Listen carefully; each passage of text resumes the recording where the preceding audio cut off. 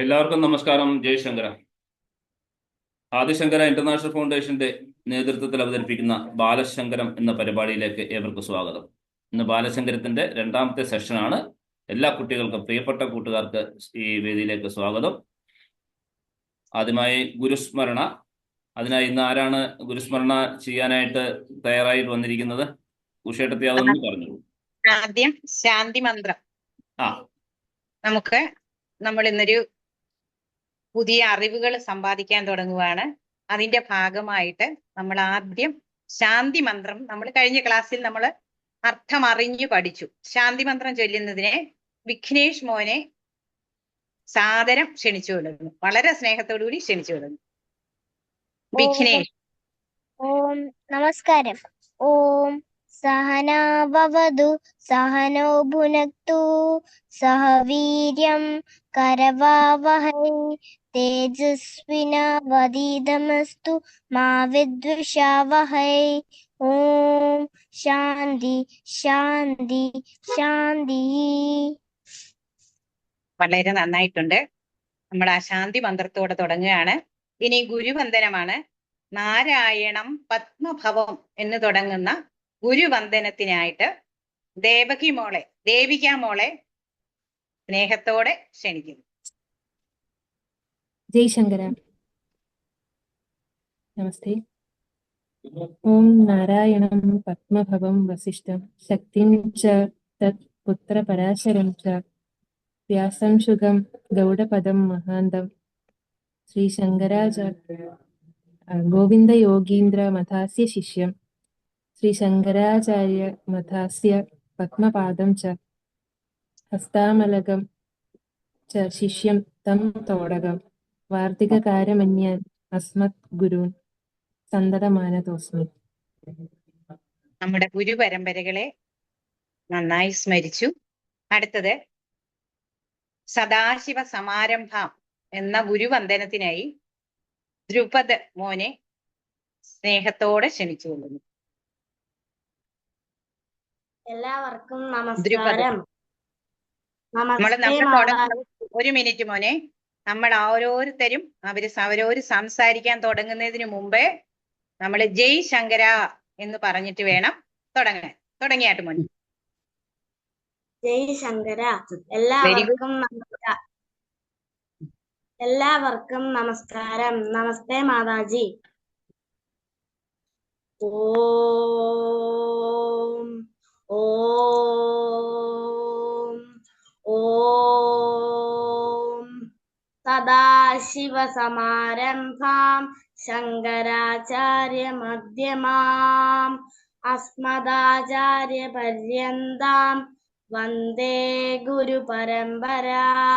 ശങ്കരം ശങ്കരാചാര്യം കേശവം ബാദരായണം സുതഭാഷൗ കൃതൗ വന്ദേ ഭഗവന്തൗ പുനഃ പുനഃ. ജയശങ്കര. നന്നായിരിക്കുന്നു മോനെ.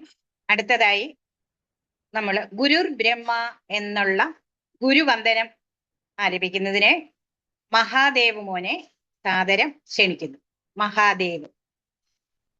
ജയശങ്കര എന്ന് പറഞ്ഞിട്ട്. ജയശങ്കര. ഗുരുർ ബ്രഹ്മ ഗുരുർ വിഷ്ണു ഗുരുർദേവോ മഹേശ്വര ഗുരു സാക്ഷാൽ പരബ്രഹ്മ തസ്മൈ ശ്രീ ഗുരുവേ നമഃ. ജയശങ്കര. വളരെ സന്തോഷം മോനെ. അടുത്തതായിട്ട് ശ്രുതി സ്മൃതി പുരാണാനാം എന്ന ഗുരുസ്മൃതിക്കായിട്ട് വിസ്മയമോളെ ഏറെ സ്നേഹത്തോടെ ക്ഷണിക്കുന്നു. ജയ് ശങ്കര എന്ന് പറഞ്ഞിട്ട് നമുക്ക് ജപിക്കാം. ജയ് ശങ്കര. ശ്രുതി സ്മൃതി പുരാണാനാം ആലയം കരുണാലയം നമാമി ഭഗവൽപാദ ശങ്കരം ലോകശങ്കരം.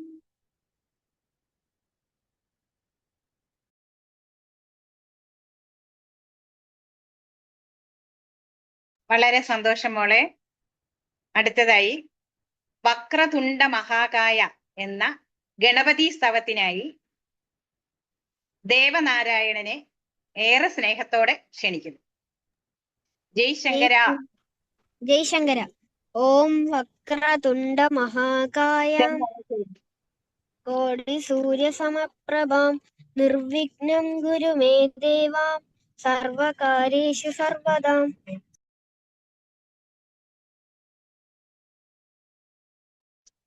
വളരെ സന്തോഷം. അടുത്തതായി സരസ്വതി വന്ദനത്തിനായി അർപ്പിത് മോനെ ഏറെ സ്നേഹത്തോടെ ക്ഷണിക്കുന്നു.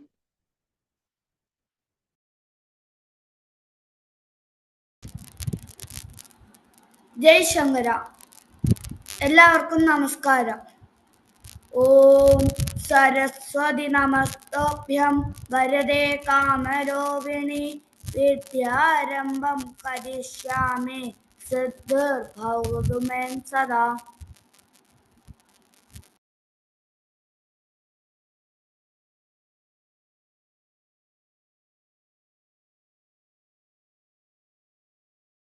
വളരെ മോനെ. അടുത്തതായി ആസ്താം താവതീയം എന്ന് തുടങ്ങുന്ന മാതൃസ്തുതി രണ്ടുപേര് പറഞ്ഞിട്ടുണ്ട്. അടുത്ത പ്രാവശ്യം മുതൽ ഒന്നുകൂടെ ശ്രദ്ധിക്കണം. മുകളിൽ ഒരാൾ പറഞ്ഞിട്ടുണ്ടെങ്കിൽ നമ്മൾ വേറെ ഒന്ന് വേണം പറയാൻ, കാരണം എല്ലാവർക്കും അവസരം ഉണ്ടല്ലോ. അപ്പൊ മാതൃസ്തുതിക്ക് രണ്ടുപേര് പറഞ്ഞിട്ടുണ്ട്, ശ്രീ രേണു അർച്ചിത്. ഈ പ്രാവശ്യം അല്ലെങ്കിൽ നമ്മുടെ സമയം പോകുമല്ല, അതുകൊണ്ടാണ് ഈ പ്രാവശ്യം ശ്രീരേണു അർച്ചിതും അങ്ങ് ചൊല്ലട്ടെ. മാതൃസ്തുതിയാണല്ലോ.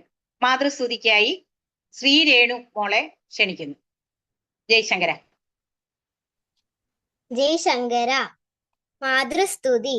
ഓം ആസ്താം താവതീയം പ്രസൂതി സമയേ ദുർവാരശൂലവ്യതാ നൈരുച്യം തനുശോഷണം മലമയീ ശയ്യാ ച സംവത്സരി ഏകസ്യാപി ന ഗർഭഭാരഭരണ ക്ലേശസ്യ യസ്യാക്ഷമോ ദാതും നിഷ്കൃതി മുന്നതോപി തനയ തസ്യൈ ജനന്യൈ നമഃ. മമ തസ്യൈ ജനന്യൈ നമഃ.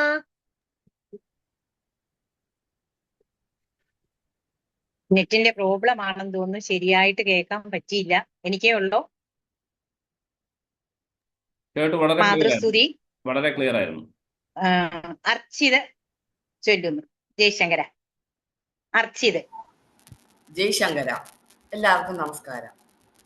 ഓം ആസ്താം താവതീയം മാതൃസ്തുതി ചൊല്ലുന്നതിന് അർച്ചിതിനെ ക്ഷണിക്കുന്നു. ആസ്താം താവതീയം പ്രസൂതി സമയേ ദുർവാരശൂലവ്യഥ നൈരുച്യം തനുശോഷണം മലമയീ ശയ്യാ ച സാംവത്സരി ഏകസ്യാപി ന ഗർഭഭാരഭരണ ക്ലേശസ്യ യസ്യാക്ഷമോ ദാതും നിഷ്കൃതി മുന്നതോ വിത്തനയസ്തസ്യൈ ജനന്യൈ നമഃ.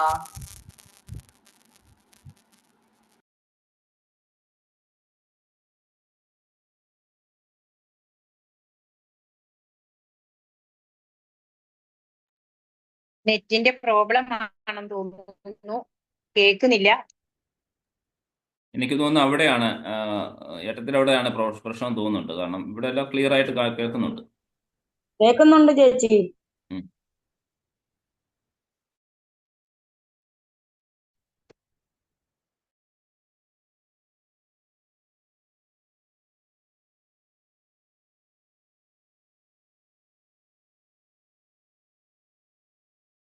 എല്ലാവർക്കും കേൾക്കാമായിരുന്നു?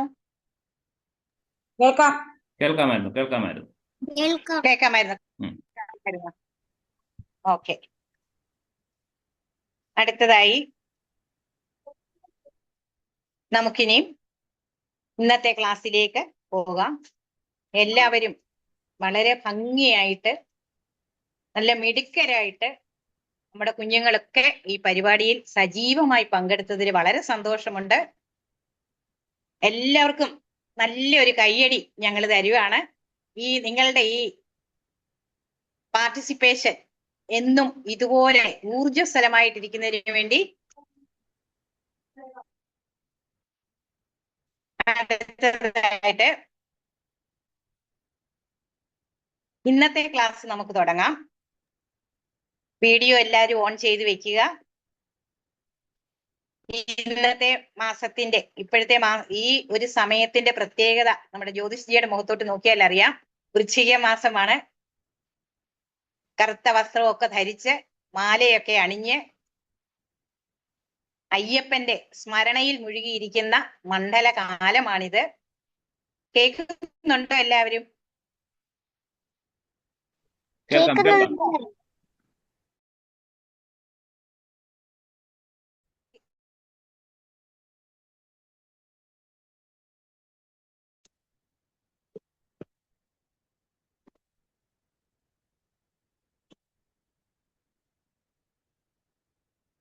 കേൾക്കുന്നുണ്ടോ?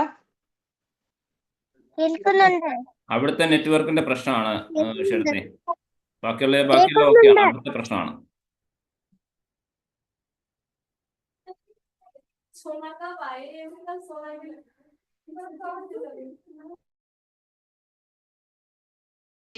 കൊണ്ടുപോകുന്ന ഒരു മാസമാണ് എല്ലാവരും. അതുകൊണ്ട് ഈ വൃശ്ചിക മാസമാകുമ്പോൾ അന്തരീക്ഷത്തിനും വീട്ടിലും അമ്പലത്തിനും എല്ലാം ഒരു പുതിയ ഒരു എനർജി വരും, ഇല്ലേ? അയ്യപ്പ ശരണം വിളികളും ഒക്കെ ആയിട്ട് അന്തരീക്ഷമാകെ ഭക്തി സാന്ദ്രമാകും. അപ്പം ഇതൊക്കെ നമ്മുടെ സനാതന ധർമ്മത്തിന്റെ ഓരോ ആചാര അനുഷ്ഠാനങ്ങളാണ്. സനാതന ധർമ്മം നമ്മുടെ ജീവിതത്തില് നമ്മൾ എങ്ങനെയൊക്കെയാണ് ജീവിക്കേണ്ടത് എന്ന് പറയുന്നത് വളരെ വ്യക്തമായിട്ട് പറഞ്ഞിട്ടുണ്ട്.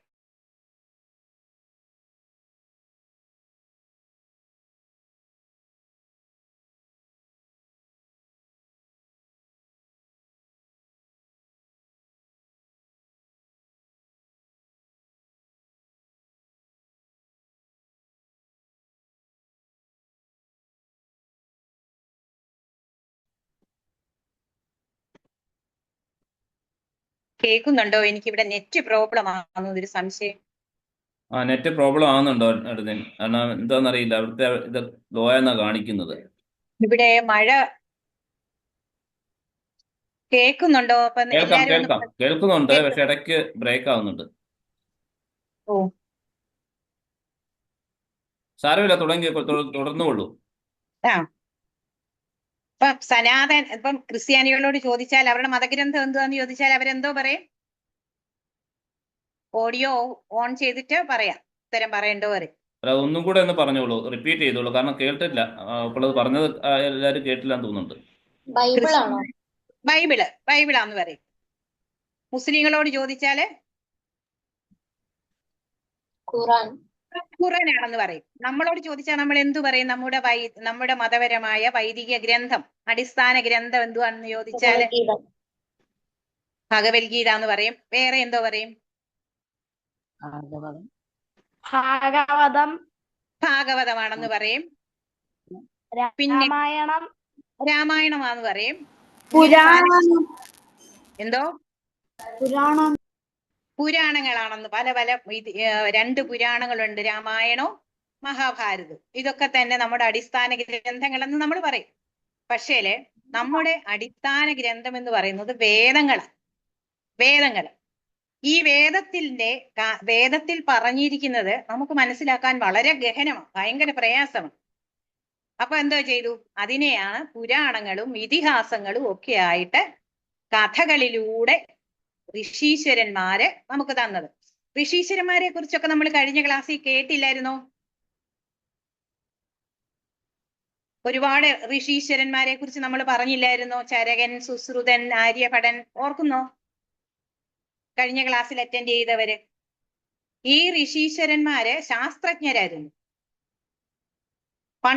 പല കണ്ടുപിടുത്തങ്ങളും നടത്തി ഈ വേദത്തിൽ പറഞ്ഞിരിക്കുന്ന കാര്യങ്ങളും എല്ലാം കണ്ടുപിടിച്ചത് അവരുടെ ആ യോഗാവസ്ഥയിൽ ഇരുന്നു കൊണ്ട് മനസ്സിൽ തനിയെ അനുഭവവേദ്യമാകുന്ന കാര്യങ്ങളെ ദർശനങ്ങളായി പകർത്തി എഴുതി വെച്ചിരിക്കുന്നതാണ് വേദങ്ങൾ. ഈ വേദങ്ങള് അത്രയും വലിയ തപസ്സുകൊണ്ട് അവർക്ക് കിട്ടിയ അറിവാണ്. അതൊക്കെ നമുക്ക് മനസ്സിലാക്കാൻ വലിയ പ്രയാസമാണ്. അതുകൊണ്ടാണ് രാമായണം പോലെ, ഭാരതം പോലെ, ഭാഗവതം പോലെയൊക്കെയുള്ള കഥകളിൽ കൂടി നമുക്ക് തന്നിരിക്കുന്നത്. അപ്പം നമ്മുടെ ഗ്രന്ഥം ഏതാണ്? വേദമാണ്, വേദം. അപ്പൊ ആ വേദത്തില് നമ്മൾ എങ്ങനെയാണ് ഓരോ ജീവിതചര്യ, ദിനചര്യ മുമ്പോട്ട് കൊണ്ടുപോകേണ്ടതെന്ന് വളരെ വ്യക്തമായിട്ട് പറഞ്ഞിട്ടുണ്ട്. നമുക്ക് നന്നായിട്ട് ജീവിക്കണമെങ്കിൽ എന്തു വേണം? നല്ല ഒരു ശരീരം വേണം, വേണ്ടായോ?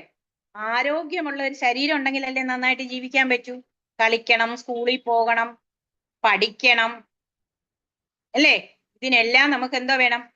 നല്ല ആരോഗ്യമുള്ള ഒരു ശരീരം വേണം. അതുപോലെ നമുക്ക് വേറെ എന്തോ വേണം? ആരോഗ്യമുള്ള ഒരു മനസ്സ് വേണം. ബുദ്ധി ശരിയായിട്ടില്ലെങ്കിൽ എന്തോ പറ്റും?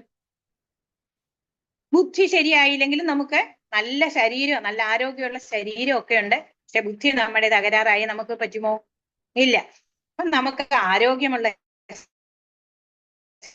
ശരീരം വേണം, ആരോഗ്യമുള്ള മനസ്സ് വേണം, ആരോഗ്യത്തോടെ നല്ല തെളിഞ്ഞ ബുദ്ധിയും വേണം. ഇതൊക്കെ ഉണ്ടെങ്കിലേ നമുക്ക് നന്നായി ഈ ഭൂമിയിൽ ജീവിക്കാൻ പറ്റുള്ളൂ. ഇതിനു വേണ്ടിയാണ് ഋഷി ഈശ്വരന്മാര് അവരുടെ ദർശനങ്ങളിൽ കൂടി കാര്യങ്ങളൊക്കെ പറഞ്ഞു തന്നത്. ഇനിയും ഋഷീശ്വരന്മാർ, ഋഷി എന്നല്ല പറഞ്ഞ്, ഋഷി ഈശ്വരന്മാർ, അവർ ഈശ്വര തുല്യരാണ്. കാരണം ഈ കണ്ടുപിടുത്തങ്ങളെല്ലാം അവരാണ് കണ്ടുപിടിച്ചിരിക്കുന്നത്.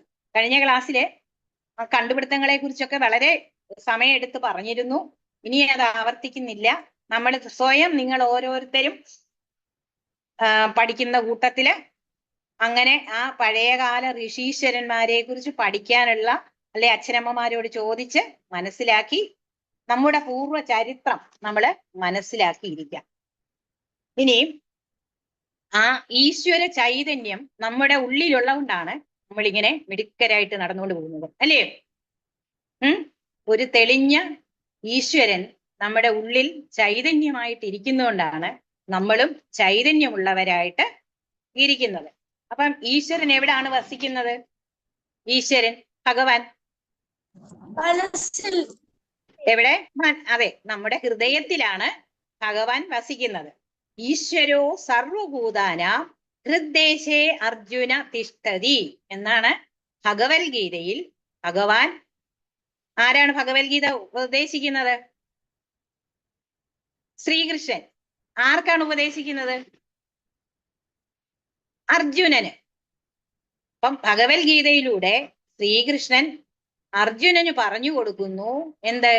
ഈശ്വരോ സർവഭൂതാനാം ഹൃദ്ദേശേ അർജുന തിഷ്ഠതി. അപ്പം നമ്മുടെ ഹൃദയത്തിലാണ് ഭഗവാൻ വസിക്കുന്നത്. അപ്പം നമ്മുടെ ഹൃദയത്തിൽ ഭഗവാൻ വസിക്കുകയാണെങ്കിൽ, നമ്മളിപ്പോ സാധാരണ നമ്മൾ അമ്പലത്തിൽ പോകുമ്പോൾ അവിടെ എവിടാ ഭഗവാൻ ഇരിക്കുന്നതായിട്ട് നമ്മൾ കണ്ടേക്കുന്നത്? അമ്പലത്തിൽ പോകുമ്പോഴ് ശ്രീകോവില്. അപ്പൊ ഇവിടെ നമ്മുടെ ഹൃദയത്തിൽ ഭഗവാൻ വസിക്കുന്നെന്ന് പറയുമ്പോ നമ്മുടെ ശരീരം എന്തുവാണ്? നമ്മുടെ ശരീരം ഒരു ശ്രീകോവിൽ. വളരെ കറക്റ്റ്, ശ്രീകോവിൽ തന്നെയാണ്. അപ്പൊ അങ്ങനെയുള്ള ഈ ശരീരത്തെ നന്നായിട്ട് നമ്മൾ കൊണ്ടു നടക്കണ്ടായോ? ശ്രീകോവിലൊക്കെ കഴുകി തുടച്ച് വൃത്തിയാക്കി പൂജ കഴിക്കുന്ന ആള് ചെയ്യത്തില്ലയോ? ഭംഗിയായിട്ട് പൂജ കഴിച്ച് വളരെ ഭംഗിയായിട്ട് കൊണ്ടു നടക്കുന്നത് കണ്ടിട്ടില്ലേ? അതുപോലെ നമ്മുടെ ഹൃദയത്തിലാണ് ഭഗവാൻ വസിക്കുന്നതെങ്കിൽ ആർക്കെങ്കിലും സംശയമുണ്ടോ? ഇല്ലല്ലോ. എങ്കിൽ നമ്മുടെ ഈ ശരീരവും നമ്മൾ ഭംഗിയായിട്ട് കൊണ്ടു നടക്കണ്ടായോ? അതിന് ചില ആചാരാനുഷ്ഠാനങ്ങൾ വേണ്ടായോ? ശ്രീകോവിലിൽ എങ്ങനെങ്കിലും ആണോ പൂജ കഴിക്കുന്ന ആള് ചെയ്യുന്നത്? വേണ്ടവണ്ണമാ ചെയ്യുന്നത്, അല്ലയോ? അതിന് ചില നിഷ്ഠകളുണ്ട് പൂജ ചെയ്യുന്നതിന്, അതനുസരിച്ചാ ചെയ്യുന്നത്. അതുപോലെ തന്നെ നമ്മളും നമ്മുടെ ജീവിതചര്യ വളരെ ഭംഗിയായിട്ട് നടത്തിക്കൊണ്ടു പോണം. എങ്ങനെയാണ് ദിനചര്യ ചെയ്യേണ്ടതെന്ന് നമുക്ക് ചിന്തിക്കാം. ഒരു ദിവസം വെളുപ്പിനെ നമ്മൾ കിടന്നുറങ്ങി നമ്മൾ രാവിലെ എഴുന്നേക്കുന്നു. എത്ര മണിക്കാ എഴുന്നേക്കുന്നേ? നമ്മൾ ഓരോരുത്തരും ഓരോ സമയത്താ, ഓരോ ദിവസം ഓരോ സമയത്താ, പ്രത്യേകിച്ച് ഞായറാഴ്ച, അല്ലേ? എനിക്ക് ചെറിയ ജലദോഷമുണ്ട്, കൊണ്ട് ചുമക്കുന്നത്. അപ്പം നമ്മുടെ ശാസ്ത്രം പറയുന്നു, വേദശാസ്ത്രം പറയുന്നു, നമ്മള് ബ്രാഹ്മ മുഹൂർത്തത്തിൽ ഉണരണം. എപ്പോഴാ എഴുന്നേക്കണ്ടേ? എപ്പോഴാ കശ്യപ എഴുന്നേക്കേണ്ടത്? ബ്രാഹ്മ മുഹൂർത്തത്തിൽ എഴുന്നേൽക്കണം. എപ്പോഴാണ് ഈ ബ്രാഹ്മ മുഹൂർത്തം? വെളുപ്പിനെ 3 മണി മുതല് 6 മണി വരെ. അതിനുശേഷം ആരും കിടന്ന് ഉറങ്ങരുത്. അങ്ങനെ ഉറങ്ങുന്നവര് നമ്മളാരും അത്തരക്കാരല്ല. 6 മണിക്ക് ശേഷം ഉറങ്ങുന്ന ഒരു കുഞ്ഞുങ്ങളും നമ്മുടെ ബാലശങ്കരൻ ഗ്രൂപ്പിലില്ല. ഉണ്ടോ? അഥവാ ഉണ്ടെങ്കില് ഇന്നത്തേതോടുകൂടി തീർന്നു. നാളെ ഞായറാഴ്ചയാണെന്ന് വിചാരിച്ച് നമ്മള് 6 മണിക്ക് ശേഷം കിടന്ന് ഉറങ്ങത്തില്ല. അപ്പോഴ് രാവിലെ 6 മണിക്ക് മുമ്പ് നമ്മൾ ഉണരണം. ഉണർന്നാൽ എന്ത് ചെയ്യണം? ഉണർന്നാൽ 2 കൈയും നന്നായി തിരുമ്മി കണ്ണിന് മുകളിൽ, കണ്ണ് തുറക്കുന്നതിന് മുമ്പ് കണ്ണിന് മുകളിൽ വെക്കണം. വെച്ചതിന് ശേഷം കണ്ണു തുറന്നിട്ട് 2 കൈകളും ഇതുപോലെ പിടിച്ചിട്ട് കൈകളിലേക്ക് നോക്കണം. ഇച്ഛാശക്തി, ജ്ഞാനശക്തി, ക്രിയാശക്തി സ്വരൂപിണികളായ ദേവിയുടെ 3 ഭാവങ്ങളെ നമ്മൾ കൈകളിൽ കാണണം.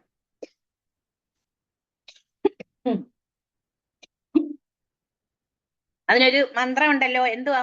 ആർക്കെങ്കിലും അറിയാമോ? അറിയാവുന്നവര് മ്യൂട്ടോ മാറ്റിയിട്ട് ഒന്ന് ചൊല്ലിക്കേ. 2 കൈകളും മുഖത്തിന് നേർക്കു പിടിച്ച് കൈകളിലേക്ക് നോക്കിക്കൊണ്ട് എന്താണ് ചൊല്ലേണ്ടത്? സൂര്യമന്ത്രം. കരാഗ്രേ വസതി ലക്ഷ്മി, കരമധ്യേ സരസ്വതി, കരമൂലേ സദാ ഗൗരി, പ്രഭാതേ കരദർശനം. നമ്മൾ അടുത്ത ക്ലാസ്സിൽ ഇത് ചൊല്ലണം. ആരെങ്കിലും? ഞാൻ പിന്നീട് എഴുതിയിടാം, ബാലശങ്കരൻ ഗ്രൂപ്പിലിടാം. കരാഗ്രേ വസതി ലക്ഷ്മി, കരമധ്യേ സരസ്വതി, കരമൂലേ സദാ ഗൗരി, പ്രഭാതേ കരദർശനം. അങ്ങനെ ഇച്ഛാശക്തിയുടെ ദേവിയായ ജ്ഞാനശക്തിയുടെ ദേവിയെയും ക്രിയാശക്തിയുടെ ദേവിയെയും നമ്മൾ നമ്മുടെ കരതലങ്ങളിൽ തന്നെ കാണുന്നു, സങ്കല്പിക്കുന്നു. അങ്ങനെ സങ്കല്പിച്ചിട്ട് നമ്മള് അപ്പൊ ഇച്ഛാശക്തി, ജ്ഞാനശക്തിയും ക്രിയാശക്തിയുമായ ആ ദേവി ചൈതന്യം നമ്മുടെ കൈകളിൽ ഉണ്ടെങ്കിൽ നമുക്ക് എന്തെങ്കിലും ബന്ധപ്പാടുണ്ടോ മുമ്പോട്ട് പോവാൻ? ഒരു വിഷമവും ഇല്ല. ദേവിയുടെ അനുഗ്രഹം നമ്മുടെ കൂടെ കണ്ടു. ഇനി നമ്മള് എഴുന്നേറ്റിരുന്ന് മൂക്കിലൂടെ നന്നായി പ്രാണവായുവിനെ അകത്തേക്ക് വലിച്ചെടുക്കണം. എങ്ങനെ? ശ്രീരേണു ഒന്ന് കാണിച്ചേ.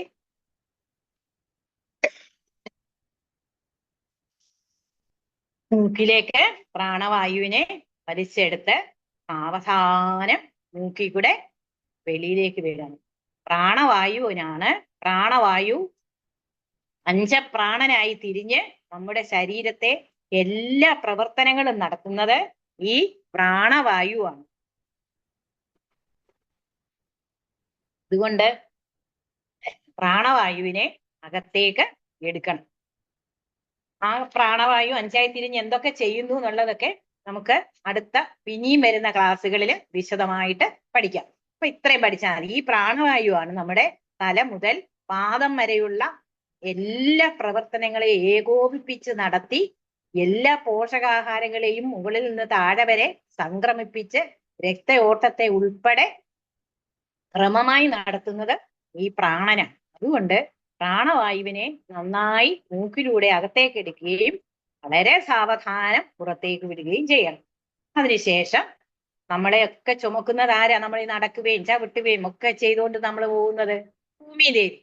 ആ ഭൂമിദേവി, സർവം സഹയായ ഭൂമിദേവി നമ്മളെ ചവിട്ടാൻ പോവുക. അതിനു മുമ്പ് കുനിഞ്ഞ് ആ ഭൂമിദേവിയെ സ്പർശിച്ച് എന്താണ് ചൊല്ലേണ്ടത്? ആർക്കെങ്കിലും അറിയാവോ? സമുദ്രവസനെ ദേവി, സമുദ്രവസനെ ദേവി, സമുദ്രവസനെ ദേവി, വെരി ഗുഡ്, വെരി ഗുഡ്. സമുദ്രവസനെ ദേവി, പർവതസ്തന മണ്ഡിതേ, വിഷ്ണു പത്നി പ്രിയേ ദേവി, പാദസ്പർശം ക്ഷമസ്വമാ. ഞാന് എന്റെ പാദങ്ങൾ കൊണ്ട് അമ്മേ ഭൂമി ദേവി അമ്മയെ ചവിട്ടുകയാണ്, എന്നോട് ക്ഷമിക്കണേ എന്ന് ക്ഷമ ചോദിച്ചുകൊണ്ട് ഭൂമി ദേവിയെ സ്പർശിച്ച് നെറ്റിയിൽ വെച്ച് തൊഴുതിനു ശേഷം വലത്തേക്ക് തിരിഞ്ഞ് നമ്മൾ എഴുന്നേറ്റു. വലത്തോട്ട് തിരിഞ്ഞ്, അത് പറയാൻ വിട്ടുപോയി, വലത്തോട്ട് തിരിഞ്ഞ് മാത്രമേ നമ്മൾ എഴുന്നേക്കാവൂ, റൈറ്റ് ഹാൻഡ് സൈഡിലേക്ക്. അങ്ങനെ എഴുന്നേറ്റു. അത് കഴിഞ്ഞ് എന്താണ് ചെയ്യേണ്ടത്? ഇനിയും നമ്മൾ എന്ത് ചെയ്യണം? ഈ ശൗചകർമ്മങ്ങളൊക്കെ ചെയ്യണം. അത് വേദത്തിൽ യമനിയമാദികൾ എന്ന് പറയും. അതൊക്കെ ചെയ്യണം. അത് ഒരുപാട് കാര്യങ്ങളുണ്ട്. അതും നമുക്ക് പോകെ പോകെ ഓരോ കാര്യങ്ങൾ മാത്രമായിട്ടെടുത്ത് നമുക്ക് അന്നേരം പറയാം. ഇപ്പൊ നമ്മള് ഇത് പൊതുവിലാണ് പറയുന്നത്. ആദ്യം നമ്മൾ എന്തോ ചെയ്യും? പല്ല് തേക്കും, ഇല്ലയോ? മുഖം കഴുകും, പിന്നെ അകത്തെ മാലിന്യങ്ങളെല്ലാം കളയും. അത് കഴിഞ്ഞ് ദേഹശുദ്ധി വരുത്തും, കുളിക്കും. കുളിക്കുമ്പം നമ്മളിപ്പോ പണ്ട് കാലത്തൊക്കെ ആറ്റിലും കുളത്തിലും ഒക്കെ പോയായിരുന്നു കുളിക്കുന്നത്. ഇപ്പൊ നമ്മുടെ കുളിമുറിയിലാണ് കുളിക്കുന്നത്. അപ്പൊ കുളിമുറിയില് നമ്മൾ ബക്കറ്റിൽ പിടിച്ചു വെക്കുന്ന വെള്ളത്തിലേക്ക് ആ പുണ്യ നദികളായ സപ്ത നദികളെ ആവാഹിച്ചു കൊണ്ടുവരണം. ആ ജലത്തിൽ തൊട്ടുകൊണ്ട് ഗംഗേജ യമുനേ ചൈവ ഗോദാവരി സരസ്വതി നർമ്മദേ സിന്ധു കാവേരി ജലേസ്മിൻ സന്നിധിം കുരു. ഇതൊക്കെ ബാലശങ്കരത്തിൽ എഴുതിയിടാം.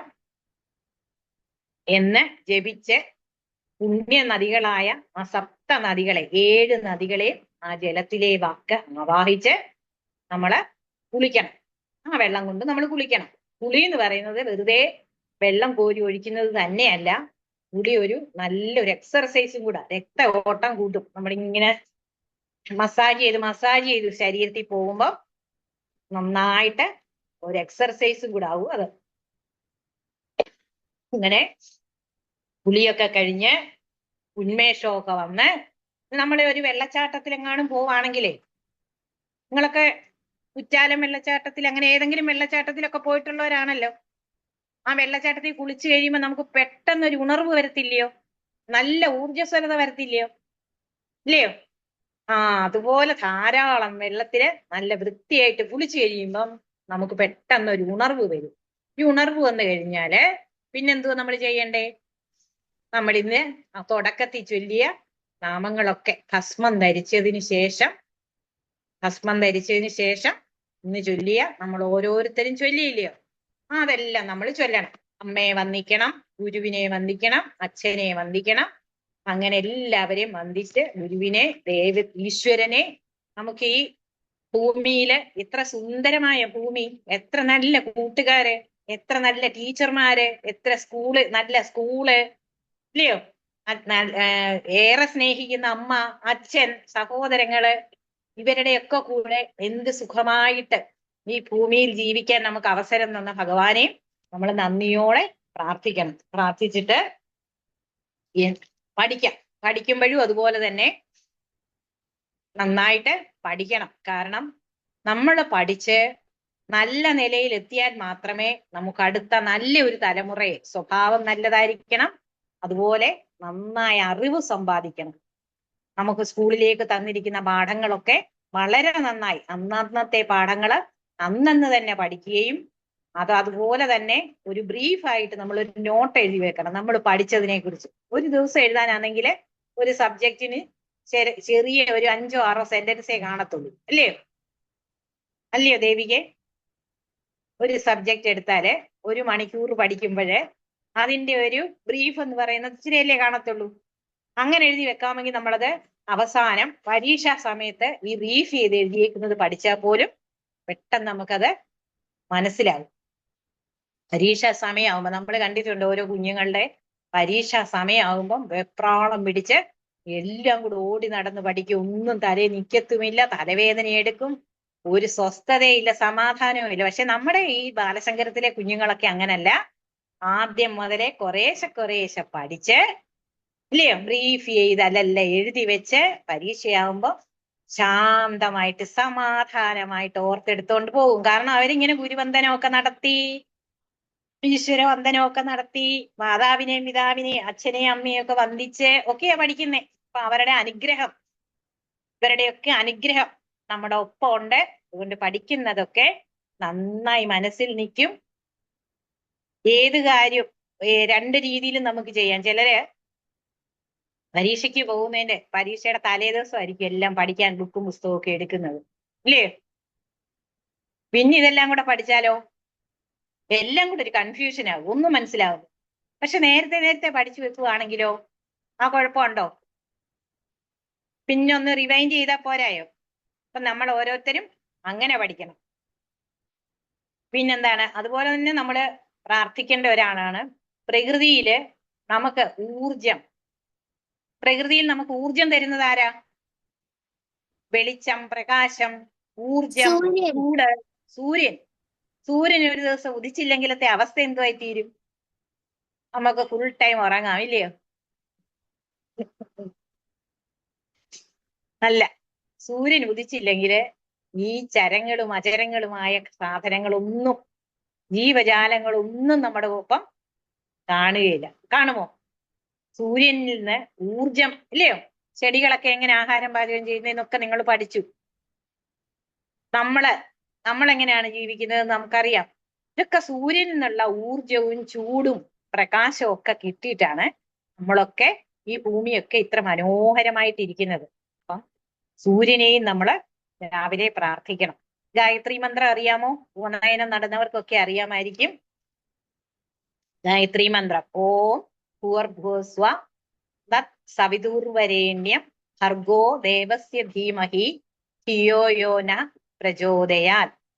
ആ 14 ലോകങ്ങൾക്കും പ്രകാശവും ഊർജവും നൽകുന്ന ആ ഭഗവാൻ സൂര്യൻ, സവിതാവായ സൂര്യദേവൻ എന്റെ ബുദ്ധിയെയും പ്രചോദിപ്പിക്കട്ടെ. അപ്പൊ നമ്മുടെ ബുദ്ധിയൊക്കെ നല്ല പ്രചോദിതമായിട്ടിരിക്കുകയാണെങ്കിൽ പഠിക്കുന്നതൊക്കെ ഇങ്ങനെ സ്മരിച്ചുകൊണ്ടിരിക്കുക എന്നുണ്ടെങ്കിൽ വല്ല പ്രയാസം ഉണ്ടോ? പഠിച്ചാൽ എളുപ്പം ഓർമ്മയിലും സ്മൃതിയിലും ഒക്കെ നിൽക്കുമെങ്കിൽ. അതുകൊണ്ട് സൂര്യദേവനെയും പ്രാർത്ഥിക്കണം. ഇനി ആഹാരത്തെ കുറിച്ച്, ഇതൊക്കെ കഴിഞ്ഞാൽ നമുക്ക് ആഹാരം കഴിക്കണ്ടായോ? ആഹാരം എങ്ങനെയുള്ളതായിരിക്കണം? ഭഗവത്ഗീതയില് 3 തരത്തിലുള്ള ആഹാരമുണ്ടെന്ന് ഭഗവാൻ പറയുന്നുണ്ട്. ഏതൊക്കെയാ? സാത്വികമായ ആഹാരം, രാജസമായ ആഹാരം, പിന്നെ താമസമായ ആഹാരം. സാത്വിക ആഹാരത്തിന് ഉദാഹരണം പറയാമോ? സാത്വിക ആഹാരം എന്ന് പറഞ്ഞാൽ അത് എരിയില്ല, പുളിയില്ല, കമർപ്പില്ല, അങ്ങനൊന്നും ഇല്ലാത്ത ഭക്ഷണങ്ങളെല്ലാം അന്നന്നുണ്ടാക്കുന്നതും ഒക്കെയായ ഭക്ഷണങ്ങളെല്ലാം സാത്വികാഹാരം. ഭഗവാൻ കൃഷ്ണൻ കഴിച്ചിരുന്ന സാധനങ്ങളെ കുറിച്ച് ഒന്ന് ചിന്തിച്ചു നോക്കിക്കേ. അതൊക്കെ സാത്വികമായ ആഹാരമാണ്. ഏതെങ്കിലും 1-2 ആഹാരത്തിന്റെ പേര് പറയാമോ? വെണ്ണ, വളരെ ശരി. പാല്, വളരെ ശരി.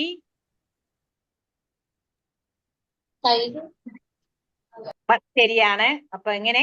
അധികം എരിവും പുളിവും ഉപ്പും ഒന്നും ചേർന്ന ആഹാരം, അതുപോലെ മാംസ്യ ആഹാരങ്ങള്, ഇതൊന്നും നമ്മൾ കഴിക്കാൻ പാടില്ല. സാത്വികമായ ഭക്ഷണം വേണം, അതാത് ദിവസം ഉണ്ടാക്കുന്ന സാത്വിക ഭക്ഷണം വേണം നമ്മൾ കഴിക്കാൻ.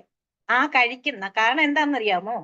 നമ്മൾ കഴിക്കുന്ന ആഹാരത്തിൽ നിന്നാണ് നമ്മുടെ രക്തമുണ്ടാകുന്നത്, നമ്മുടെ ജീവൽ പ്രവർത്തനങ്ങൾ, കോശങ്ങളെല്ലാം ഉണ്ടാകുന്നത്. ഇതെല്ലാം ഉണ്ടാകുന്നത് നമ്മൾ കഴിക്കുന്ന ഭക്ഷണത്തിൽ നിന്നല്ലയോ? അപ്പൊ ആ നല്ല ഊർജവും നല്ല മനസ്സും, ഇതിൽ നിന്നാണ് മനസ്സും ഉണ്ടാകുന്നത്. നമ്മൾ കഴിക്കുന്ന ഭക്ഷണത്തിൽ നിന്നാണ് മനസ്സ് പോലും, സൂക്ഷ്മ രൂപമായ മനസ്സ് പോലും ഉണ്ടാകുന്നത്. അതുകൊണ്ട് ഈ ഇറച്ചിയൊക്കെ കഴിക്കുന്നവരുടെ മനസ്സില് സാത്വിക വികാരങ്ങളൊന്നും ഉണ്ടാവത്തില്ല. അതുകൊണ്ടാണ് അവർക്ക് എന്ത് പ്രവൃത്തിയും ചെയ്യാൻ വലിയ മടിയൊന്നും ഇല്ലാത്തത്. പക്ഷെ നല്ല ഭക്ഷണം, സാത്വികമായ ഭക്ഷണം കഴിക്കുന്നവർക്ക് ആ ഒരു ചിന്തകളൊന്നും വരത്തില്ല. കാരണം അവരുടെ മനസ്സ് സാത്വികമായി മാറും. ഇനി രാജസ ഭക്ഷണം, എരി പുളിയൊക്കെ ഉള്ളത്, അതും കുറേശ്ശെ കഴിച്ചെന്ന് വിചാരിച്ച് കുഴപ്പമില്ല. കാരണം കുറച്ചൊക്കെ ഊർജ്ജസ്വലരായിട്ട് നമ്മൾ ഇരിക്കുകയും വേണം. താമസ ഭക്ഷണം ഒരു കാരണവശാലും കഴിക്കരുത്. താമസ ഭക്ഷണം, പഴകിയ ഭക്ഷണം, മറ്റുള്ളവർ കഴിച്ചതിന്റെ ബാക്കി ഭക്ഷണം, ഇങ്ങനെയുള്ളതൊന്നും നമ്മൾ കഴിക്കരുത്.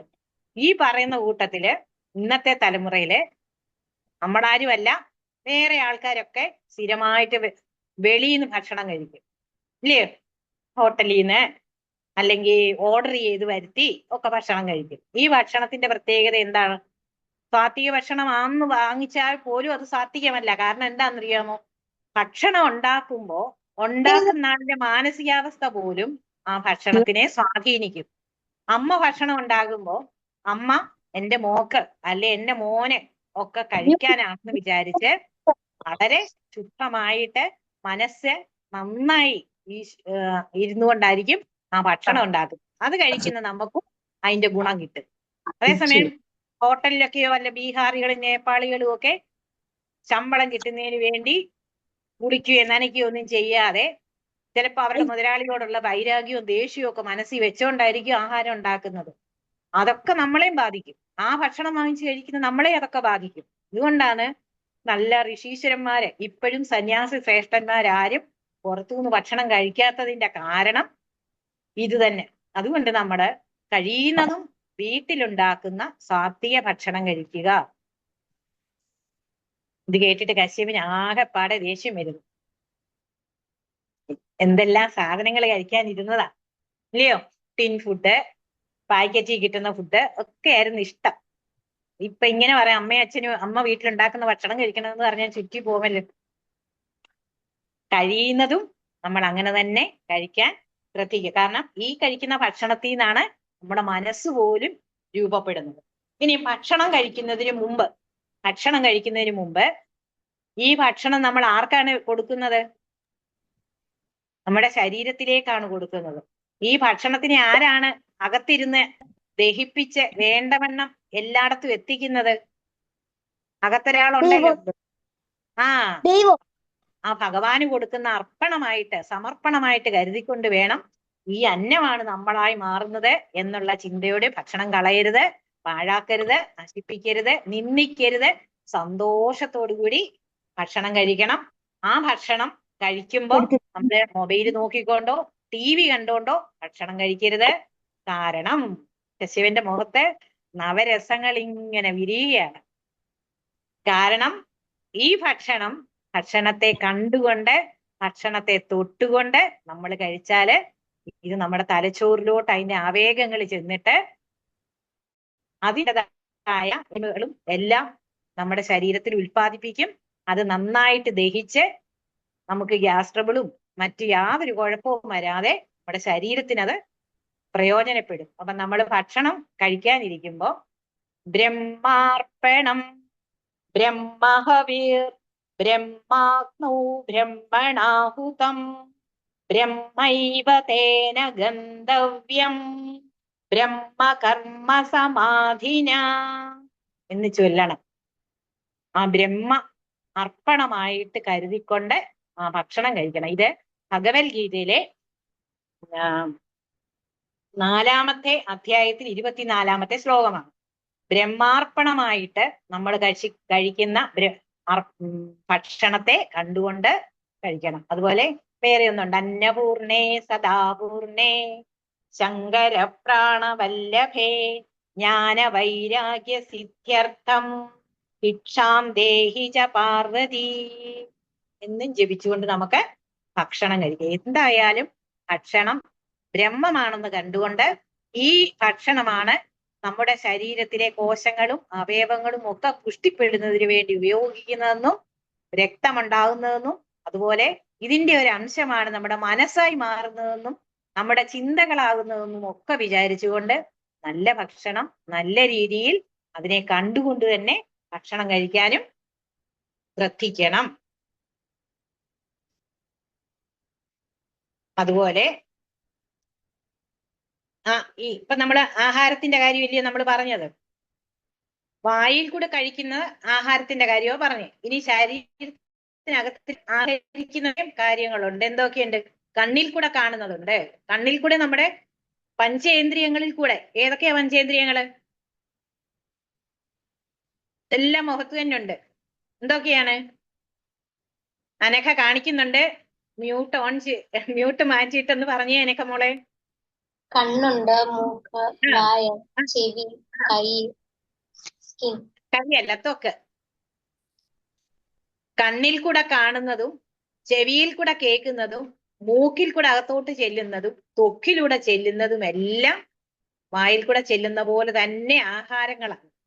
അപ്പം കണ്ണുകൊണ്ട് കാണുന്നത് നല്ല കാഴ്ചകളായിരിക്കണം, കാതുകൊണ്ട് കേൾക്കുന്നത് നല്ലത് മാത്രം കേട്ടാൽ മതി, അല്ലാത്തത് നമ്മൾ കേൾക്കണ്ട. നമ്മളോട് പലരും പറയും നമ്മൾ ആവശ്യമില്ലാത്ത കാര്യങ്ങളൊന്നും ചെവി കൂടെ അകത്തോട്ട് കൊടുക്കണ്ട. അതുപോലെ കണ്ണുകൊണ്ടും നല്ല കാഴ്ചകൾ മാത്രം, പലതും നമ്മുടെ സമൂഹത്തിൽ കാണാനുണ്ട്, നമ്മൾ അതൊന്നും കാണണ്ട. കാരണം നമ്മളെ ജനിച്ചിരിക്കുന്നത് പ്രത്യേക ഉദ്ദേശത്തോടെ ഭഗവാൻ നമ്മളെ ഈ ഭൂമിയിലേക്ക് വിട്ടിരിക്കുകയാണ്, അല്ലയോ? നമുക്ക് നല്ല അച്ഛനെ തന്നു, നല്ല അമ്മയെ തന്നു, ജീവിത സാഹചര്യങ്ങൾ തന്നു. ഇതൊക്കെ നമ്മൾ പരമാവധി പ്രയോജനപ്പെടുത്തി നല്ല കുഞ്ഞുങ്ങളായിട്ട് മുമ്പോട്ട് വളരണമെങ്കിൽ വേണ്ടാത്ത കാഴ്ചകൾ കാണണ്ട, വേണ്ടാത്ത കാര്യങ്ങൾ കേൾക്കണ്ട, വേണ്ടാത്തതിലേക്ക് നമ്മുടെ മനസ്സിനെ പോവണ്ട. നമ്മൾ സ്കൂളിൽ പോകുമ്പോൾ നിങ്ങൾക്കൊക്കെ അറിയാം, നിങ്ങളുടെ പ്രായത്തിലുള്ള കുട്ടികൾ പഠിക്കുന്ന സ്കൂളില് തങ്ങളിൽ അടി വെക്കുന്ന കുട്ടികൾ കാണും, ഇല്ലയോ? പരസ്പരം കുറ്റം പറയുന്ന കുട്ടികൾ കാണും, ടീച്ചർമാരെ മോശമായിട്ട് പറയുന്ന കുട്ടികൾ കാണും, ഇല്ലയോ? അച്ഛനോടും അമ്മയോടും വഴക്കുണ്ടാക്കുന്ന കുഞ്ഞുങ്ങൾ കാണും. ഇതൊക്കെ ഉണ്ടല്ലോ. നമ്മൾ ഇതൊന്നും ചെയ്യാൻ പാടില്ല. നമ്മളെ മാതൃസ്തുതി ചൊല്ലിയവരാണ്, പിതാവിനെ വന്ദിച്ച അച്ഛനെ വന്ദിച്ചവരാണ്, ഗുരുവിനെ വന്ദിച്ചവരാണ്.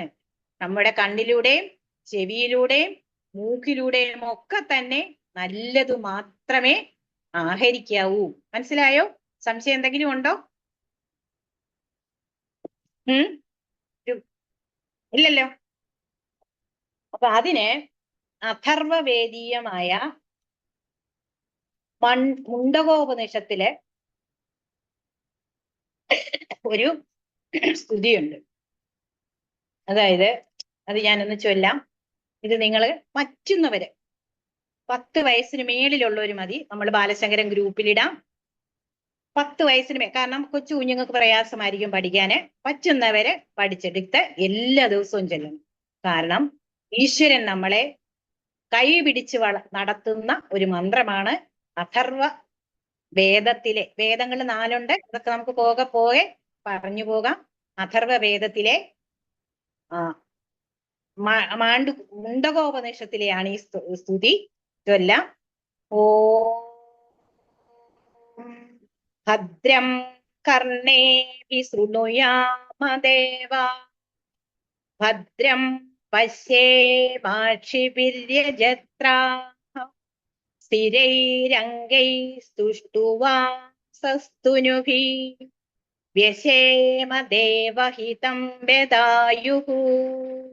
സ്വസ്തി ന ഇന്ദ്രോ വൃദ്ധസ്രവാः, സ്വസ്തി നഃ പൂഷാ വിശ്വവേദാഃ, സ്വസ്തി നഃ താർക്ഷ്യോ അരിഷ്ടനേമി, സ്വസ്തി നോ ബൃഹസ്പതിർദധാതു. ഓം ശാന്തി ശാന്തി ശാന്തി. ഈ സ്തുതിയിലെ ഭദ്രം കർണേഭി ശൃണുയാമ ദേവ, എന്റെ കർണങ്ങൾ ചെവികൾ ഭദ്രമായത് നല്ലതു മാത്രം കേൾക്കാൻ ഈശ്വരൻ അനുഗ്രഹിക്കണമേ. ഭദ്രം പശ്യേമാക്ഷിഭിർ യജത്ര, അല്ലയോ ഭഗവാനെ എന്റെ അക്ഷികൾ എന്റെ കണ്ണുകൾ നല്ലതു മാത്രം കാണാൻ ഭഗവാന്റെ അനുഗ്രഹം ഉണ്ടാവണേ. സ്ഥിരൈരംഗൈസ്തുഷ്ടുവാം സസ്തുനുഭി, എന്റെ ഈ അംഗങ്ങൾ എന്താണ്? എന്റെ ഈ ശരീരങ്ങളെ കൊണ്ട്, ആരോഗ്യമുള്ളതായ ശരീരം കൊണ്ട് നല്ലതു മാത്രം ചെയ്യാൻ കഴിയണമേ. അടുത്തത് എന്താണ്? സ്വസ്തിന വ്യശേമ ദേവഹിതം യദായു, ആ ദേവന്മാർക്ക് ഹിതമായത്. ദേവന്മാർക്ക് ഹിതമായെന്ന് പറയുമ്പോ എന്തായിരിക്കും? മോശപ്പെട്ട കാര്യങ്ങൾ എന്തെങ്കിലും ദേവന്മാർക്ക് ഹിതമായിരിക്കുമോ ശ്രീരേണു? ഇല്ല. അപ്പം ദേവന്മാർക്ക് നമ്മൾ ഏതു കാര്യം ചെയ്യുമ്പോഴും ഒരു നിമിഷം ചിന്തിക്കണം. എന്താണെന്നോ, ഞാൻ ഈ ചെയ്യുന്നത് അല്ലെങ്കിൽ ഞാൻ ഈ പറയുന്നത് ശരിയായ കാര്യമാണോ?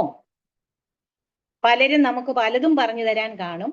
ആ കേൾക്കുമ്പോൾ നമ്മൾ ഓർക്കണം, ഇത് ശരിയോ ഇത് തെറ്റോ എന്ന് ചിന്തിച്ചിട്ട് ശരിയുടെ ഭാഗത്ത് മാത്രം പോകുന്നതിന് വേണ്ടിയാണ് ഈ മുണ്ടകോപനിഷത്തിലെ ഈ സ്തുതി ചൊല്ലുന്നത്.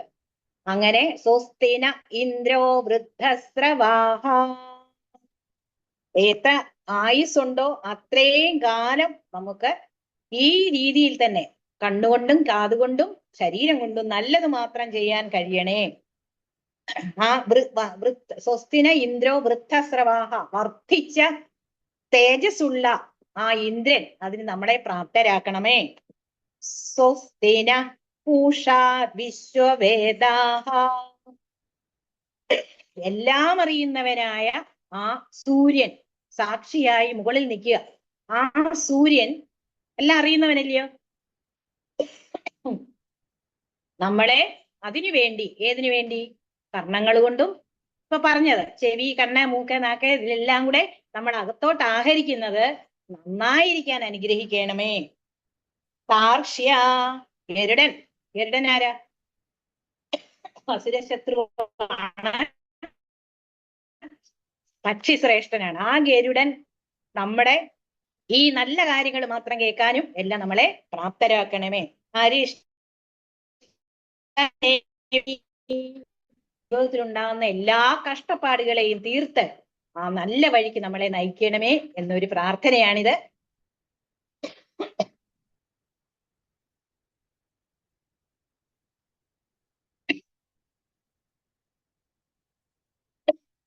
അപ്പൊ നമ്മള് പറ്റുന്നവരൊക്കെ നമ്മൾ ബാലശങ്കരൻ ഗ്രൂപ്പിലിടാം. പറ്റുന്നവരെല്ലാം ഇത് ദിവസവും രാവിലെ ചൊല്ലിയതിനു ശേഷം പഠിക്കാൻ പോവുക. ഇനിയുള്ളത് നമ്മുടെ പഠിത്തം കഴിഞ്ഞു, ആഹാരം കഴിഞ്ഞു, നല്ല ഒരു അടുക്കും ചിട്ടയോടെ നമ്മൾ അതുപോലെ നിങ്ങൾ ഓരോരുത്തരും നമ്മുടെ ജീവിതത്തില് അച്ഛനെ അമ്മയൊന്നും ആവശ്യമില്ലാതെ ആശ്രയിക്കാതെ അവരവരുടെ കാര്യങ്ങള് അവരവര് തന്നെ ചെയ്യണം.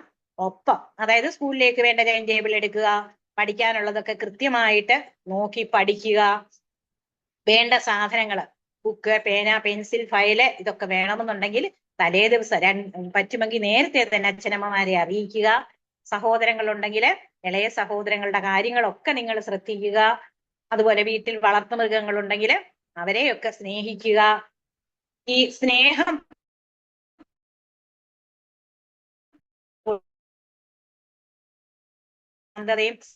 നിങ്ങൾക്കറിയാമല്ലോ, നല്ല അടുത്ത കൂട്ടുകാരിയെ കിട്ടുമ്പം, അടുത്ത കൂട്ടുകാരനെ കിട്ടുമ്പം ഭയങ്കര സന്തോഷമില്ലയോ സ്കൂളിൽ പോവാൻ? ടീച്ചറോട് ഭയങ്കര സ്നേഹം ഉണ്ടെങ്കിൽ, മാഷിനോട് നല്ല സ്നേഹം ഉണ്ടെങ്കിൽ സ്കൂളിൽ പോവാൻ ഇഷ്ടമല്ലയോ? അല്ലയോ? ഞായറാഴ്ചയും കൂടെ പോയാൽ കൊള്ളാമെന്ന് നമുക്ക് തോന്നുമില്ലയോ? അതുപോലെ നമ്മള് അധ്യാപകരെയും നല്ല സുഹൃത്തുക്കളെ നമ്മള് സുണിയാമദേവ, നമ്മളെ കൂട്ടുകാരെ നമ്മള് തെരഞ്ഞെടുക്കണം എന്ന് പറഞ്ഞതിന്റെ അർത്ഥം മനസ്സിലായോ? വേണ്ടാത്ത കൂട്ടുകെട്ടുകളിൽ നമ്മൾ ഒരു കാരണവശാലും ചെന്ന് പെടരുത്. ഒരു കൂട്ടുകെട്ടിൽ ചെന്ന് പെട്ടാല് അതിൽ നിന്ന് രക്ഷപ്പെടാൻ വളരെ പ്രയാസമായിരിക്കും.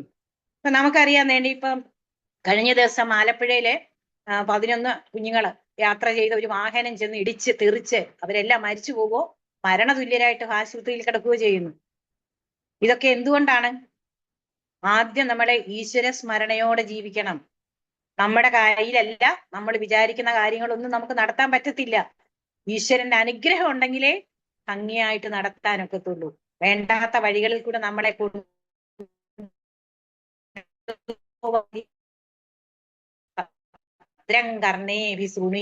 ദേവ, അത് വേണം. ഈശ്വര പ്രാർത്ഥന വേണം. അതുപോലെ അച്ഛനമ്മമാരുടെ അനുഗ്രഹം വേണം. പിന്നെന്ത് വേണം? ഒന്നാം സ്ഥാനം. വിദ്യാഭ്യാസം ഇച്ചിരി കുറയരുത്. നമ്മുടെ സമൂഹത്തിൽ എല്ലാവരും നമ്മള് പഠിച്ച് ഉന്നത സ്ഥാനങ്ങളിൽ എത്തണം. ഉന്നത സ്ഥാനങ്ങളിൽ എത്തുന്നവർക്ക് എന്തെങ്കിലും കാര്യങ്ങൾ സമൂഹത്തിന് വേണ്ടി, വീടിന് വേണ്ടി, അച്ഛനമ്മമാർക്ക് വേണ്ടി, സഹോദരങ്ങൾക്ക് വേണ്ടി ചെയ്യാൻ പറ്റൂ. ഒന്നും ആകാത്തവർക്ക് എന്തെങ്കിലും ചെയ്യാൻ പറ്റുമോ? വെറുതെ തെക്ക് വടക്ക് നടന്ന് നമുക്ക് ആർക്കെങ്കിലും വേണ്ടി എന്തെങ്കിലും ചെയ്യാൻ പറ്റുമോ? നല്ല സ്വഭാവമാണെന്ന് വിചാരിച്ചു തന്നെ പറ്റുമോ? പക്ഷെ എന്തെല്ലാം നേട്ടങ്ങൾ കൈവരിച്ചാലും സ്വഭാവം നല്ലതല്ലെങ്കിലോ എങ്ങനെ ഇരിക്കും? സ്വഭാവം നല്ലതല്ല, വലിയ പ്രയോജനമുണ്ടോ? ഇല്ല. അതുകൊണ്ട് ഒന്നാമത് നമ്മൾ സ്വഭാവം നന്നാക്കി വെക്കണം. സ്വഭാവം മറ്റു കൂട്ടുകാരുടെ വലയത്തിൽ, ദുഷിച്ച കൂട്ടുകെട്ടുകളിൽ ഒരിക്കലും ചെന്ന് പെടാതെ നമ്മൾ ശ്രദ്ധിക്കണം. സ്കൂളിലുണ്ടാകുന്ന എല്ലാ കാര്യങ്ങളും വീട്ടിൽ വന്ന് അച്ഛനമ്മമാരോട് പറയണം. അപ്പൊ അവര് നമുക്ക് വേണ്ട, കാരണം അച്ഛനെയും അമ്മയെയും സഹോദരങ്ങളെയും പോലെ നല്ല മാർഗനിർദ്ദേശം തരുന്ന വേറൊരാളും നമുക്കില്ല. അതുകൊണ്ട് സ്കൂളിലുണ്ടാകുന്ന എല്ലാ സംഭവങ്ങളും നിങ്ങൾ വീടുകളിൽ ചെന്ന് പറയണം. കൂട്ടുകാരുടെ സംഭവങ്ങളായാലും നമ്മളെ ബാധിക്കുന്ന സംഭവങ്ങളാണേലും എല്ലാം. മറ്റു കുട്ടികളോട് വഴക്കിനും പ്രശ്നങ്ങളിലും ഒന്നും ചെന്ന് ഇടപെടരുത്. എന്തെങ്കിലും വിഷയങ്ങൾ ക്ലാസ്സിൽ, മുറികളിലോ സ്കൂളിലോ പൊതുസമൂഹത്തിലോ ഉണ്ടാവുകയാണെങ്കിൽ നിങ്ങൾ അധ്യാപകരോട് നേരിട്ട് എന്ന് പറയണം. അതുപോലെ അവരവരുടെ ജോലികള് കഴിയുന്നതും അവരവര് തന്നെ ചെയ്യാൻ ശ്രമിക്കണം. അവരവരുടെ വസ്ത്രങ്ങള് അവരവരുടെ പ്രായത്തിനനുസരിച്ച്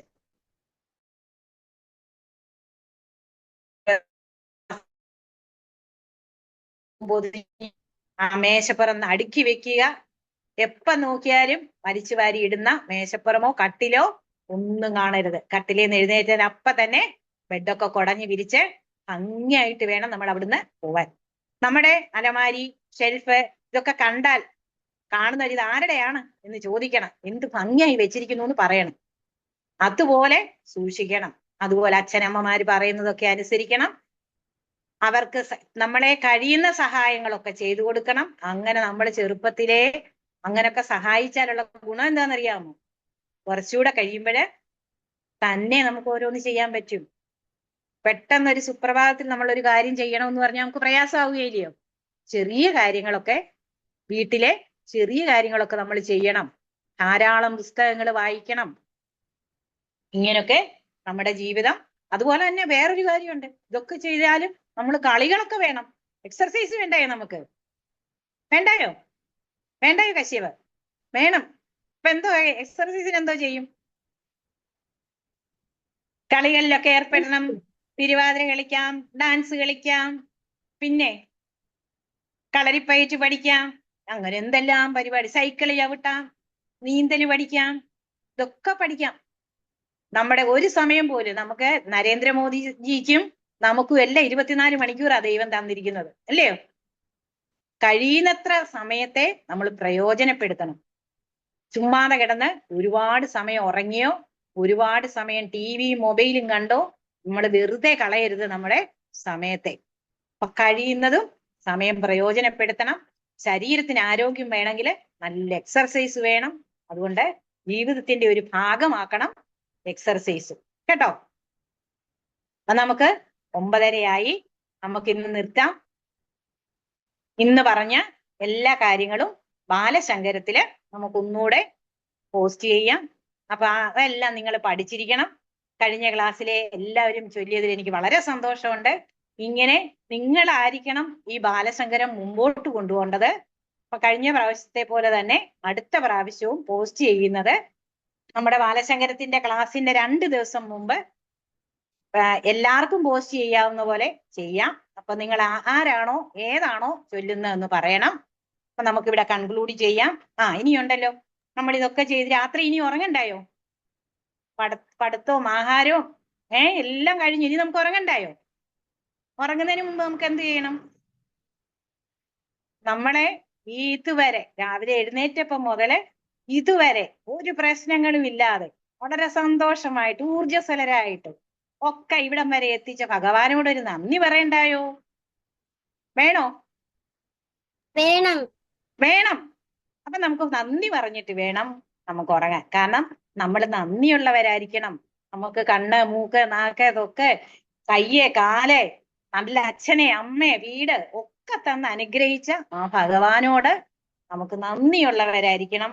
കിട്ടുന്നതിൽ സന്തോഷമായിട്ടിരിക്കണം. ഇപ്പൊ എല്ലാവരുടെയും മുഖത്ത് കാണുന്ന ഈ ചിരി ഉണ്ടല്ലോ, ഇത് തന്നെ നമ്മുടെ ബാലശങ്കരത്തിന്റെ വിജയം. നിങ്ങളുടെ ഈ നിഷ്കളങ്കമായ പുഞ്ചിരി കാണുമ്പോൾ നമുക്കൂടെ സന്തോഷം ഉണ്ടാവുക.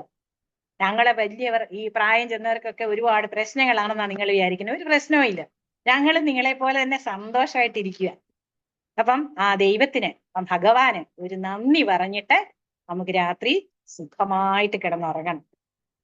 ഭഗവാന് നന്ദി പറയാനായിട്ട് നമുക്ക് നമസ്തേ നമസ്തേ ജഗന്നാഥ വിഷ്ണു, നമസ്തേ നമസ്തേ ഗദാചക്രപാണേ, നമസ്തേ നമസ്തേ പ്രപന്നാർത്തിഹാരിൻ, സമസ്താപരാധം ക്ഷമസ്വാഖിലേശ എന്ന് ചൊല്ലി അന്നത്തെ ദിവസം നമ്മൾ തീർത്തതിന് ശേഷം സുഖമായിട്ട് കിടന്നുറങ്ങി. അപ്പം ഇന്ന് മുതല് നാളത്തേക്കുള്ള ടൈം ടേബിളും ഒക്കെ എടുത്തു വെച്ച് പഠിക്കാനുള്ളതും ഒക്കെ പഠിച്ച് കുട്ടപ്പന്മാരായിട്ട് അച്ഛനമ്മമാരെ വണങ്ങിയിട്ട് നല്ല കുഞ്ഞുങ്ങളായിട്ട് വളരുന്നവരെല്ലാം ഒന്ന് കൈയടിച്ചേ. മ്യൂട്ട് മാറ്റിയിട്ട്. കൈയടിക്കുന്നവരൊക്കെ ഇന്നു മുതൽ അങ്ങനെ ആയിരിക്കും, അല്ലാത്തവരൊക്കെ അങ്ങനെ അല്ല. Very good, very good. ആനടിച്ചേ, കേൾക്കുന്നില്ലല്ലോ ഒന്നും.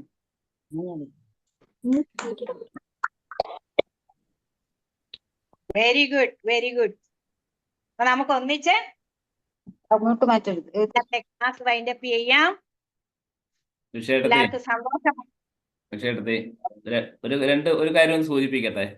അതായത് ഇപ്പം ഉഷേടത്തിയുടെ ആ ഒരു ക്ലാസ് കേട്ടപ്പോൾ എനിക്ക് മനസ്സിൽ തോന്നിയ ഒരു കാര്യം എന്താണെന്ന് വെച്ചാൽ, കുട്ടികൾ തീർച്ചയായിട്ടും കളിയും ഇതെല്ലാം വേണം. അതുപോലെ തന്നെ പഠിത്തത്തിന്റെ കൂടെ തന്നെ എക്സ്ട്രാ കരിക്കുലർ ആക്ടിവിറ്റീസ് അത് ഇപ്പോൾ തന്നെ അവർക്ക് പഠനം കൂടാതെ തന്നെ ഏതെങ്കിലും ഒരു മേഖലയിൽ, ഇപ്പോൾ ഡാൻസ് അല്ലെങ്കിൽ പാട്ടകം, ആൺകുട്ടികൾക്കാണെങ്കിൽ അവർക്ക് വേറെ എന്തൊക്കെയുണ്ട്, ഇപ്പം വയലിൻ ആവാം, തബലയാവാം, ചെണ്ടയാവാം, മൃദംഗമാകാം, എത്രയൊക്കെ ഓപ്പർച്യൂണിറ്റീസ് ഉണ്ട് അവർക്ക്. തീർച്ചയായിട്ടും അതുകൊണ്ടുള്ള ഗുണം, നാളെ അവർ പഠിച്ച് വലിയ ഇതാളായി വെളിയിലേക്കൊക്കെ പോകുമ്പോൾ അവർക്ക് ജോലിയുടെ കൂടെ തന്നെ അവർക്ക് എക്സ്ട്രാ ആയിട്ട് അവർക്ക് ഇതൊരു എന്താ പറയുക ഉപകാരപ്പെടുമെന്നാണ് എൻ്റെ കാര്യം. വളരെ, കാരണം ഞാൻ മനസ്സിലാക്കുന്ന കാര്യം, പെൺകുട്ടികളാണെങ്കിൽ അവർക്കാണെങ്കിൽ ഇപ്പം എല്ലാം ഇപ്പം അങ്ങനെ ആൺകുട്ടി പെൺകുട്ടി എന്നുള്ള വ്യത്യാസമൊന്നുമില്ല. അവർക്ക് എല്ലാവർക്കും എല്ലാം പഠിക്കാനുള്ള അവസരങ്ങൾ ഇപ്പോൾ ഇന്നത്തെ കാലത്തുണ്ട്. അപ്പോൾ തീർച്ചയായിട്ടും അത് ഇവിടെയുള്ള കുട്ടികളൊക്കെ തന്നെ അവരുടെ രക്ഷിതാക്കളൊക്കെ കേൾക്കുന്നുണ്ടാവും. അതേപോലെ ആഴ്ചയിൽ ഒരിക്കൽ നിങ്ങളുടെ അടുത്തുള്ള ക്ഷേത്രത്തിൽ, നമ്മുടെ അടുത്തുള്ള ഏതാണോ ക്ഷേത്രം, ആ ക്ഷേത്രത്തിൽ ആഴ്ചയിൽ ഒരിക്കലെങ്കിലും ഈ കുട്ടികൾ എല്ലാവരും ദർശനം നടത്തുവാനും അതിനൊക്കെ മാതാപിതാക്കൾ പ്രോത്സാഹിപ്പിക്കുക. ഞാൻ ഇതിൻ്റെ കൂടെ വാൽകഷ്ണം പോലെ ഒന്ന് ചേർത്തതേ ഉള്ളൂ. എൻ്റെ മനസ്സിലുണ്ടായിരുന്ന ചെറിയ ചെറിയ കാര്യങ്ങൾ അവരെ കൂടെ ഒന്ന് മനസ്സിലാക്കുവാൻ വേണ്ടിയിട്ടാണ് ഞാൻ ഈ അവസരം ഉപയോഗിച്ചത്. വളരെ സന്തോഷം. വളരെ നല്ലൊരു ക്ലാസ് ആയിരുന്നു. ഞാൻ എന്തായാലും നമ്മുടെ ഇത് അവസാനിക്കുന്നതിന് മുമ്പ് നമ്മുടെ ആദിശങ്കര ഇന്റർനാഷണൽ ഫൗണ്ടേഷന്റെ മാനേജിംഗ് ട്രസ്റ്റി ആയിട്ടുള്ള സുരേഷ് ഏട്ടൻ ഇവിടെ സന്നിധനായിട്ടുണ്ട്. അദ്ദേഹത്തെ കൂടി ഈ വേദിയിലേക്ക് ക്ഷണിക്കുന്നു, അദ്ദേഹത്തിന്റെ 2 വാക്ക് സംസാരിക്കുവാനായി. സുരേഷ് ഏട്ടൻ. എല്ലാവർക്കും നമസ്കാരം. കുട്ടികളുടെ ആ സന്തോഷവും ആ പഠിക്കാനുള്ള താല്പര്യവും തീർച്ചയായിട്ടും എന്നും ഉണ്ടാവണം. ഇത് നിങ്ങളെ സംബന്ധിച്ചിടത്തോളം നിങ്ങൾ വളർന്നു വരുന്ന ഈ കാലഘട്ടത്തിൽ, ഈ സമയത്ത് ഉഷോപ്പോളെ പോലൊരു ടീച്ചർ ആ പറഞ്ഞ കാര്യങ്ങൾ വളരെ ലളിതമായി നിങ്ങൾക്ക് പറഞ്ഞു തരികയാണ്. അത് ഓർത്ത് ഏത് രീതിയിലാണ് നിങ്ങൾക്ക് മുന്നോട്ട് പോകാൻ കഴിയുക എന്നത് അത് നിങ്ങളുടെ വിജയം കൂടിയാണ്. കാരണം നമുക്കറിയാം, ഇന്ന് പല രീതിയിലുള്ള, നമുക്ക് പഠന സമയത്ത് തന്നെ നമ്മളെ നേർരീതിയിൽ നയിക്കാനും മറ്റൊരു രീതിയിലേക്ക് മാറ്റാനും ഒക്കെ ശ്രമങ്ങളൊക്കെ എപ്പോഴും ഉണ്ടാവും. അപ്പോൾ നമ്മളെപ്പോഴും നല്ല രീതി, അതായത് നേർവഴിക്ക്, അല്ലെങ്കിൽ നമ്മുടെ മനസ്സ്, നമ്മുടെ സന്തോഷം, നമ്മുടെ അച്ഛനമ്മമാരുടെ സന്തോഷം എല്ലാം മനസ്സിൽ കണ്ടുകൊണ്ട് തന്നെ മുന്നോട്ട് പോകാൻ തീർച്ചയായിട്ടും ഈ ബാലശങ്കരത്തിന്റെ ക്ലാസ്സുകൾ ഉപകരിക്കും. അതുകൊണ്ട് തന്നെ നിങ്ങൾ എല്ലാ ക്ലാസ്സുകളിലും പങ്കെടുക്കണം.